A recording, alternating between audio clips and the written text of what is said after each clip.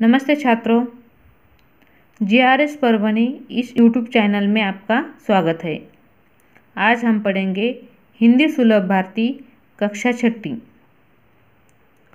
कविता। यहाँ पर हम कविता का अध्ययन करेंगे। कविता का नाम है नदी कंधे पर। इस कविता के कवि है प्रभुदयाल श्रीवास्तव। इनका जन्म 4 अगस्त 1944 में हुआ। कहाँ? मध्य प्रदेश में। उनकी रचनाएं बुंदेली लघु कथाएं, लोकगीत, दैनिक भास्कर, नवभारत में बालगीत आदि। आप विगत 2 दशकों से कहानी, कविताएं, व्यंग, लघु कथाएं, गजल आदि लिखते हैं। प्रस्तुत कविता में काल्पनिक प्रतीकों के द्वारा नदी के प्रति बाल मनोभाव को व्यक्त किया है। तो चलो देखते हैं कविता। अगर हमारे बस में होता नदी उठाकर घर ले आते, अपने घर के ठीक सामने उसको हम हर रोज बहाते।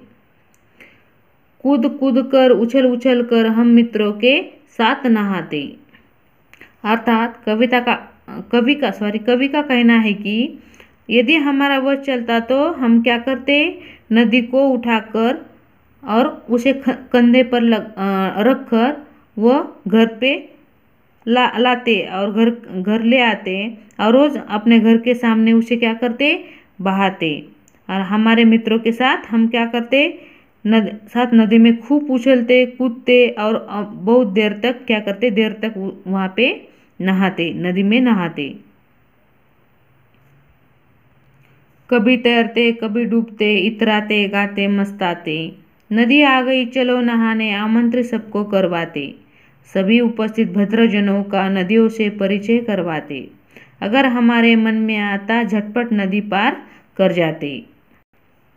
देखो, कवि कहते हैं कि हम कभी नदी में देर तक तैरते, कभी डुबकियां लगाते, कभी पानी की सतह पर आ जाते, खूब मस्ती करते, गाने गाते, अपने सभी परिचितों को आमंत्रित करते और करवाते कि कहते कि नदी मेरे घर के पास आ गई है, सब लोग चलो। किसके लिए?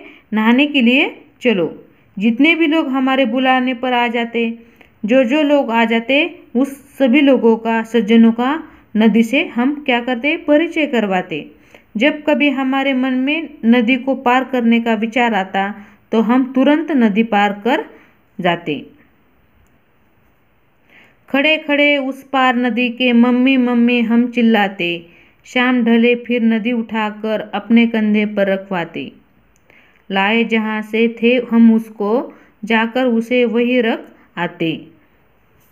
कवि कहते हैं कि हम क्या करते, नदी के दूसरी ओर खड़े होकर जोर जोर से मम्मी मम्मी यानी कि अपनी माँ को खूब आवाज़ लगाते, खूब चिल्लाते। जब शाम हो जाएगी, शाम रात में बदल जाएगी, तब हम क्या करते, हम मित्रों की सहायता से नदी को क्या करते, अपने कंधे पर रखवाते और वही ले जाकर उसे रख आते जहाँ से वो उसे लेकर आए थे। तो देखो बच्चों, इस कविता में हमने एक बाल मनों का वर्णन इस कविता में किया है और इस